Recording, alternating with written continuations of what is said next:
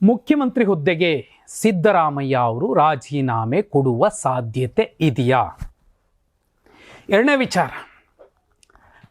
ಇತ್ತೀಚೆಗೆ ಖುದ್ದು ಉಪಮುಖ್ಯಮಂತ್ರಿ ಕೆಪಿಸಿಸಿ ಅಧ್ಯಕ್ಷ ಡಿ.ಕೆ. ಶಿವಕುಮಾರ್ ಅವರು ಸಿಎಂ ಬದಲಾವಣೆಯ ಯಾವುದೇ ಚರ್ಚೆ ಇರಬಹುದು ಅಥವಾ ಆ ನಿರ್ಧಾರ ತೀರ್ಮಾನ ಏನೇ ಇರಬಹುದು, ಅದು ಸಿದ್ದರಾಮಯ್ಯ ಅವರಿಗೆ ಮಾತ್ರ ಅದು ಉತ್ತರ ಕೊಡುವಂತಹ ನಾನು ಹೊಸದಾಗಿ ತಗೋತಾ ಇದ್ದೀನಿ. ಮುಖ್ಯಮಂತ್ರಿಯ ಹುದ್ದೆಗೆ ಸಿದ್ದರಾಮಯ್ಯ ಅವರು ರಾಜೀನಾಮೆ ಕೊಡುವ ಸಾಧ್ಯತೆ ಹೆಚ್ಚಾಗ್ತಿದೆಯಾ? ನವೆಂಬರ್ 14 ಅಥವಾ ನವೆಂಬರ್ 24 ಒಳಗಡೆ ಆ 2 ದಿನಗಳಲ್ಲಿ ಈ ರಾಜ್ಯದ 24ನೇ ಮುಖ್ಯಮಂತ್ರಿಯಾಗಿ ಡಿ.ಕೆ. ಶಿವಕುಮಾರ್ ಅವರು ಪ್ರಮಾಣ ವಚನ ಸ್ವೀಕರಿಸಲಿದ್ದಾರಾ? ಈ 2 ಪ್ರಶ್ನೆಗಳಿಗೆ ಉತ್ತರ ಈಗ ನಡೀತಿರುವಂತಹ ಡೆವಲಪ್ಮೆಂಟ್ಸ್. ಇತ್ತೀಚೆಗೆ ಡಿ.ಕೆ. ಶಿವಕುಮಾರ್ ಅವರ ಅತ್ಯಾಪ್ತ ಬಣದಲ್ಲಿ ಗುರುತಿಸಿಕೊಂಡಂತಹ ಇಬ್ಬರು ನಾಯಕರು ಡಿ.ಕೆ. ಶಿವಕುಮಾರ್ ಮುಖ್ಯಮಂತ್ರಿ ಆಗಲೇಬೇಕು ಅಂತ ಬಯಸಿದ್ರು, ಹೇಳಿಕೆಗಳನ್ನು ಕೊಟ್ಟಿದ್ರು. ಮತ್ತೊಂದು ಸಲ ಚಾಮುಂಡಿ ಬೆಟ್ಟದಲ್ಲಿ ನಿಂತ್ಕೊಂಡು ಸಿದ್ದರಾಮಯ್ಯ ಅವರು ಪೂರ್ಣಾವಧಿಗೆ ನಾನೇ ಮುಖ್ಯಮಂತ್ರಿ ಅನ್ನೋ ಮಾತನ್ನ ಹೇಳಿದ್ರು. ಆ ಹೇಳುವ ಸಂದರ್ಭದಲ್ಲಿ ಸಪೋಸ್ ನಾನೇ ನೆಕ್ಸ್ಟ್ ಕೂಡ ಇಲ್ಲಿ ನಂದಿಧ್ವಜಕ್ಕೆ ಪೂಜೆ ಮಾಡಲಿಕ್ಕೆ ಬರಬಹುದು, ಅಂಬಾರಿಗೆ ಗೌರವ ಸೂಚಿಸುವಂತಹ ಹೊಣೆಗಾರಿಕೆ ನಂದೇ ಆಗಿರಬಹುದು ಅನ್ನುವಂತಹ ಒಂದು ಕ್ವಶನ್ ಮಾರ್ಕ್ನ ಉತ್ತರವನ್ನು ಹೇಳಿದ್ರು. ಆದರೆ ಅವತ್ತೇ ಡಿ.ಕೆ. ಶಿವಕುಮಾರ್ ಅವರು ಆ ಇಬ್ಬರಿಗೂ ಆಪ್ತರಿಗೆ ನೋಟಿಸ್ ಕೊಡಿಸಿದ್ರು. ಅಷ್ಟೇ ಅಲ್ಲ, ಒಂದು ಮಾತು ಹೇಳಿದ್ರು, ಸಿಎಂ ಬದಲಾವಣೆ ಅಥವಾ ಅಧಿಕಾರ ಹಂಚಿಕೆಯ ವಿಚಾರ ಕೇವಲ ಯಾರಾದರೂ ಮಾತಾಡಬೇಕು ಅಂದರೆ ಅದು ಸಿದ್ದರಾಮಯ್ಯ ಅವರು ಮಾತ್ರ, ಅವ್ರು ಹೇಳಿದ್ರೆ ಮಾತ್ರ ಬದಲಾವಣೆ ಆಗುತ್ತೆ, ಇಲ್ಲಾಂದ್ರೆ ಇಲ್ಲ ಅನ್ನೋ ಜಾಣ್ಮೆಯ ಹೇಳಿಕೆ ಕೊಡುವ ಮೂಲಕ ಸೈಲೆಂಟ್ ಆಗಿದ್ದಾರೆ. ಈಗಲೂ ಮಹಾಮೌನಕ್ಕೆ ಶರಣಾಗಿದ್ದಾರೆ. ಕಳೆದ 2-3 ತಿಂಗಳ ಹಿಂದೆ ಒಂದಿಲ್ಲೊಂದು ವಿವಾದಗಳಿಗೆ ಗುರಿ ಆಗ್ತಾನೆ ಇದ್ರು. ಷಡ್ಯಂತ್ರ ಅಂತ ಹೇಳೋಕೆ ಹೋಗಿ ಮತ್ತೇನೋ ಮಾಡಿಕೊಂಡ್ರು. ಆದರೆ ಇತ್ತೀಚೆಗೆ ಡಿ.ಕೆ. ಶಿವಕುಮಾರ್ ಅವರ ಮಹಾಮೌನ ಬೇರೆ ಲೆಕ್ಕಾಚಾರಗಳನ್ನು ಕೊಡ್ತಿದೆ. ಇದರ ಮಧ್ಯೆ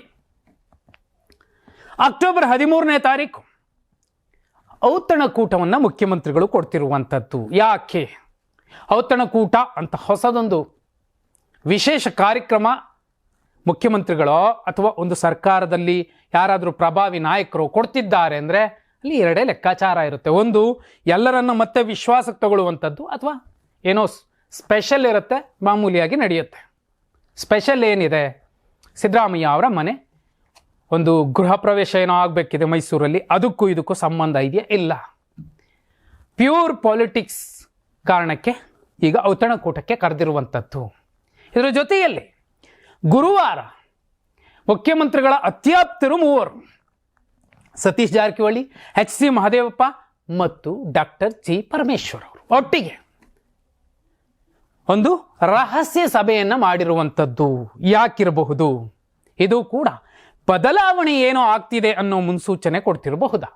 ಯಾಕೆ ಈ 3 ಜನ ಕೂತು ಒಂದು ಗುಪ್ತ ಸಭೆಯನ್ನು ಮಾಡಿದ್ರು? ಇದು ನಿಮಗೆ ಗೊತ್ತಾಗಬೇಕು ಅಂದರೆ ಇತ್ತೀಚೆಗೆ ನಿಗಮ ಮಂಡಳಿಗಳ ಆಯ್ಕೆ ಆಯಿತು. ಬಹುಪಾಲು ತುಂಬ ಸೂಕ್ಷ್ಮವಾಗಿ ನೋಡಿದ್ರೆ ಸಿದ್ದರಾಮಯ್ಯ ಬಣದ ಆಪ್ತರಿಗೆ ನಿಗಮ ಮಂಡಳಿಗಳಲ್ಲಿ ಒಳ್ಳೆಯ ಅವಕಾಶಗಳು ಸಿಕ್ಕು. ಕೆಲವರಿಗೆ ಯಾರಿಗೋ ವ್ಯತ್ಯಾಸ ಆಯಿತು. ಉದಾಹರಣೆಗೆ ನಿಕೇತ್ ರಾಜ್ ಮೌರ್ಯ ಅಂತ ಅವರಿಗೆ ಅಧ್ಯಕ್ಷ ಸ್ಥಾನದಿಂದ ಅವರನ್ನು ಕೆಳಗಿಳಿಸಿ ಉಪಾಧ್ಯಕ್ಷನನ್ನಾಗಿ ಮಾಡಿದ್ರು BMTCಗೆ. ಎಲ್ಲೋ ಒಂದು ಕಡೆ ಆ ಒಂದು ಸಣ್ಣ ನಿರ್ಧಾರ ಇಡೀ ಸಮಾಜದಲ್ಲಿ, ಅದರಲ್ಲಿ ಕುರುಬ ಸಮಾಜದಲ್ಲಿ ಸಿದ್ದರಾಮಯ್ಯ ಅವರನ್ನು ಬೇರೆ ರೀತಿಯಲ್ಲಿ ಯಾಕೆ ಕೊಡಬೇಕಿತ್ತು, ಈಗ ಯಾಕೆ ಹಿಂಗೆ ತೆಗೆದುಬಿಟ್ರು, ಕೆಳಗಿಳಿಸಿದ್ರು ಅನ್ನೋ ಚರ್ಚೆಗಳಾದವು. ಆದರೆ ಈಗ ಮತ್ತೂ ಒಂದು ಸ್ಫೋಟಕ ವಿಚಾರ ಏನಂದರೆ, ಈ ತಿಂಗಳ ಒಳಗೆ ಅಥವಾ ಈ ವಾರದ ಒಳಗೆ ರಾಹುಲ್ ಗಾಂಧಿ ಅವರ ಭೇಟಿಗೆ ಮುಖ್ಯಮಂತ್ರಿ ಸಿದ್ದರಾಮಯ್ಯ ಅವರು ಅವಕಾಶವನ್ನು ಕೋರಿರುವಂಥದ್ದು. ಯಾಕಿರಬಹುದು? ಮೇಲ್ನೋಟಕ್ಕೆ ನಡೀತಿರೋ ಚರ್ಚೆ ಡಿ.ಕೆ. ಬಣ, ಡಿ.ಕೆ. ಫ್ಯಾನ್ಸ್ ನವೆಂಬರ್ 14, ನವೆಂಬರ್ 24ನೇ ಮುಖ್ಯಮಂತ್ರಿ ಅಂತೆಲ್ಲ ಹೇಳ್ಕೊಂಡು ಓಡಾಡ್ತಿದ್ದಾರಲ್ಲ, ಅದಕ್ಕೆ ಪೂರಕವಾದ ವಾತಾವರಣ ಇದಾಗಿರಬಹುದಾ? ಇದೊಂದಾದರೆ, ಯಾಕೆ ಡಾಕ್ಟರ್ ಜಿ ಪರಮೇಶ್ವರ್ ಅವರು, ಎಚ್ ಸಿ ಮಹದೇವಪ್ಪ ಅವರು ಮತ್ತು ಸತೀಶ್ ಜಾರಕಿಹೊಳಿ ಅವರು ಒಂದು ಗುಪ್ತ ಸಭೆ ನಡೆಸಿದ್ರು? ಕಾರಣ ಇಷ್ಟಿರಬಹುದು. ಸಂಪುಟ ಪುನರ್ರಚನೆ ಅಥವಾ ವಿಸ್ತರಣೆ ಮಾಡೋದಕ್ಕೆ ಹೈಕಮಾಂಡ್ಗೆ ಒಂದು ಒತ್ತಡ ಹೇರುವಂತಹ ಪ್ರಯತ್ನ ಮಾಡಬಹುದು. ಒಂದು ವೇಳೆ ಸಚಿವ ಸಂಪುಟ ವಿಸ್ತರಣೆ ಅಥವಾ ಪುನರ್ರಚನೆ ಆದರೆ CM ಸ್ಥಾನದಲ್ಲಿ ಸಿದ್ದರಾಮಯ್ಯ ಅವರೇ ಇನ್ನೂ 6 ತಿಂಗಳು ಸಲೀಸಾಗಿ ಕೂರಬಹುದು. ದೊಡ್ಡದೇನು ವ್ಯತ್ಯಾಸ ಆಗೋದಂತೆ ನೋಡಿಕೊಳ್ಳೋದಕ್ಕೆ ಈ ಸಭೆ ನಡೆದಿರಬಹುದಾ ಅನ್ನುವಂಥದ್ದು ಒಂದು. ಎರಡನೇದು, CM ಬದಲಾವಣೆಯ ಡೇಟ್ ಫಿಕ್ಸ್ ಆಗಿರುವ ಸಾಧ್ಯತೆಗಳಿದ್ದ ಕಾರಣ ಸಿದ್ದರಾಮಯ್ಯ ಅವರನ್ನು ಅದೇ ಜಾಗದಲ್ಲಿ ಉಳಿಸ್ಕೊಳ್ಳೋದಕ್ಕೆ ರಣತಂತ್ರಗಳನ್ನು ಮಾಡುವಂತಹ ಪ್ರಯತ್ನದ ಭಾಗವಾಗಿ ಈ ಗುಪ್ತ ಸಭೆ ನಡೆದಿರಬಹುದು. ಮೂರನೇ ವಿಚಾರ, ಕಾರಣ, ಒಂದು ವೇಳೆ ಇದೇ ನಿಜವೇ ಆದರೆ CM ಬದಲಾವಣೆಯ ಡೇಟ್ ಅಥವಾ DK ಶಿವಕುಮಾರ್ ಅವರಿಗೆ ಪಟ್ಟ ಕಟ್ಟುವಂತಹ ದಿನ ಹತ್ತಿರಕ್ಕೆ ಬಂದಿರೋದೇ ನಿಜವಾದರೆ ಸಿದ್ದರಾಮಯ್ಯ ಅವರನ್ನು ಉಳಿಸ್ಕೊಳ್ಳೋದಕ್ಕೆ ಕಟ್ಟ ಕಡೆಯ ಪ್ರಯತ್ನಗಳೇನು ಮಾಡಬಹುದು, ಅದು ಪಕ್ಷದೊಳಗೆ ಪಕ್ಷದ ಆಚೆ. ಆ ನಿರ್ಧಾರಕ್ಕೂ ಕೂಡ ಈ ನಾಯಕರ ಟೀಮ್ ಒಂದು ಪ್ರಾಥಮಿಕ ಹಂತದ ಚರ್ಚೆಯನ್ನು ಮಾಡಿರಬಹುದು, ಅಥವಾ ಅವರವರ ಹಿಂದೆ ಎಷ್ಟೆಷ್ಟು ಶಾಸಕರಿದ್ದಾರೋ ಅವರನ್ನು ಒಟ್ಟುಗೂಡಿಸುವ ಪ್ರಯತ್ನಗಳು ನಡೀತಿರಬಹುದು. ಕೊನೆಯದ್ದು ಮತ್ತು ಮುಖ್ಯವಾದದ್ದು, ಇಲ್ಲಪ್ಪ DK ಶಿವಕುಮಾರ್ ಅವರು ಮುಖ್ಯಮಂತ್ರಿ ಆಗಲೇಬೇಕು, ಆಗ್ತಾರೆ, ಹೈಕಮಾಂಡ್ ಹೇಳಿದೆ, ಸಿದ್ದರಾಮಯ್ಯ ಅವರು ಬಿಟ್ಕೊಡ್ತಾರೆ ಅನ್ನೋದೇ ಆದರೆ ನಮಗೆ ಅಂದರೆ ಸಿದ್ದರಾಮಯ್ಯ ಬಣಕ್ಕೆ ಎಷ್ಟು DCM ಪೋಸ್ಟ್ಗಳನ್ನು ಕೇಳಬೇಕು, ಎಷ್ಟು ಮಿನಿಸ್ಟರ್ ಪೋಸ್ಟ್ಗಳನ್ನು ಕೇಳಬೇಕು, ಅದು ಎಂತಹ ಖಾತೆಗಳು ಬೇಕು ಅನ್ನೋ ಬೇಡಿಕೆಯ ಲೆಕ್ಕಾಚಾರ ಪಟ್ಟಿಯನ್ನು ಸಿದ್ಧಪಡಿಸುವಂತಹ ಪ್ರಯತ್ನಗಳು ಕೂಡ ನಡೆದಿರುತ್ತದೆ.